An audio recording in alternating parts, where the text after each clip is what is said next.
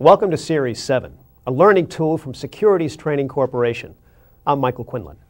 Each tape is designed to improve your understanding of a topic that is essential to your success on the Series 7 exam. Throughout this program, I encourage you to use the video technology available to you. Pause, rewind, and slow me down when you want to review more carefully. As you probably have discovered, studying this material takes a lot of concentration, so you should take breaks when you feel a need. Allow about 2 hours to complete this tape. If you have questions on the topics discussed in this program, we encourage you to contact your local Securities Training Corporation branch. You can find the telephone number in your study materials. If you would like additional materials or tapes, call 1-800-STC-1223. We have a lot of material to cover, so let's get started. The topic of this program is fundamentals of options. Now, before we get into the detail of options, let's go back and talk about and review a typical stock trade. Now, what if we have a stock trade set up with this particular type of information? So, for example, in this situation, someone is going to be buying stock and someone is going to be selling stock. They've agreed to a transaction. Now, a trade, it's important for us to see, is actually a contract between these two investors. And we see the terms of the contract set here. In this particular case, the two investors have agreed to exchange 100 shares of XYZ stock for $5,000, or $50 per share. But notice that will occur on the third business date following the trade date, which is the settlement date. Now, things can happen between the trade date and the settlement date to the value of the stock in the open market. That will affect the opinion of the various investors involved, the person buying and the person selling the stock. But notice that since this is a contract, they still must complete this transaction on the third business day following the trade. Let's take a look at some circumstances that could occur. Now, what if the day after the trade the stock fell to $10 per share? Now, this turns out not to matter for this particular contract. On the settlement date, the seller still must deliver the 100 shares, and the buyer is still committed to paying $50 per share, even though the stock in the open market is now really only worth $10 per share. Obviously, the buyer of the stock isn't going to be too pleased with this outcome. On the other hand, what if the day after the trade the stock rose to $90 per share? Again, if that happened, the contract still must be settled under the original terms, that is, at $50 per share.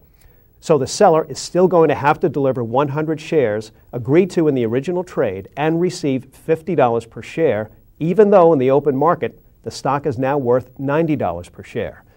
So in these particular cases, I think that we can see that one of the parties is not going to be very happy about what happened in the transaction. But because this is a contract, the two parties involved are still bound by that contract regardless of whether the stock fluctuates up or down in the market after the original trade occurred. They have to go through with the settlement of the original transaction. Now, this is because a common stock transaction is a contract between these two investors that contains certain terms. And any contract is really just an agreement between two parties in which each party gets something out of the contract and each party has to give something up.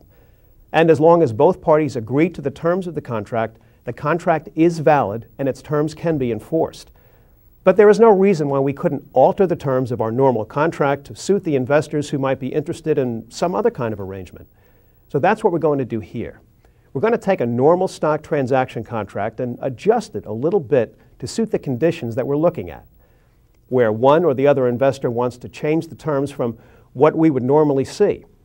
So we're going to create a new contract between the buyer and the seller of the stock in this particular case. Let's go through what this contract says. Now here, the contract again is for the exchange of 100 shares of stock at $50 per share. But now, it's only if the buyer wishes to do so. So notice that this exchange of money and securities will occur only if the person, the buyer of the stock, wishes to go through with the arrangement. Now let's try to imagine what might happen later on. For example, suppose the stock were to rise to $90 per share. If the stock does, remember our buyer still has the right using this contract to purchase the stock at only $50 per share. They will then, upon going through with that deal, own stock that in the open market is actually worth $90 per share. So it would seem rational for the buyer to say, yes, I do want this stock. I wish to complete this trade, and go ahead with the transaction. On the other hand, what would happen if the stock fell to $10 per share? Well, it is likely that the buyer will back out of the arrangement in that particular case. why would you buy stock at $50 per share when the stock is really in the open market only worth $10 per share? Now remember that the buyer of the stock in this case is not required to go through with the transaction. The exchange will occur only if the buyer wishes to do so in this particular case. So it's likely that the buyer says, no thanks, I really don't want to go through with this deal in this situation. Now we would say in this situation then that the buyer has a call option. That is, it is the buyer who has the option of completing this trade or not. If they decide to go through with the contract, then the trade will be executed and money and securities will change hands. If the buyer says, no thanks, I don't want to go through with the transaction, then no exchange of money or securities is going to occur at that point. Now again, the buyer and the seller of the stock have to agree to this arrangement in order to make it a valid contract. You can't have one party saying, well, I want it to work this way, without the other party agreeing to it as well. But once the two parties do agree to this arrangement, notice then that the buyer has a lot to say about whether the trade will occur or not. Now we did change our initial contract in a certain way to give the buyer a call option, and the buyer then decided whether the exchange would ever occur. We could change the contract a little bit, or more than a little bit, in a different way and give the seller more say in what happens. So let's take a look at an arrangement like that. Imagine a slightly different agreement in this contract between the buyer and the seller of the stock. Now notice in this case, the arrangement is basically the same. We might eventually exchange money and securities between the buyer and seller of the stock, same 100 shares, same $50 per share price. But now the key difference is that this will happen only if the seller of the stock wishes to go through with the arrangement. So let's try to imagine when we would complete this arrangement. When could we complete this transaction? Well, that would occur if the stock fell to $10 per share. What would happen then? Would the seller of the stock choose to go through with the deal on a stock that they could sell for $50 per share? Well, probably. Now, remember, the stock in the open market is really only worth 10.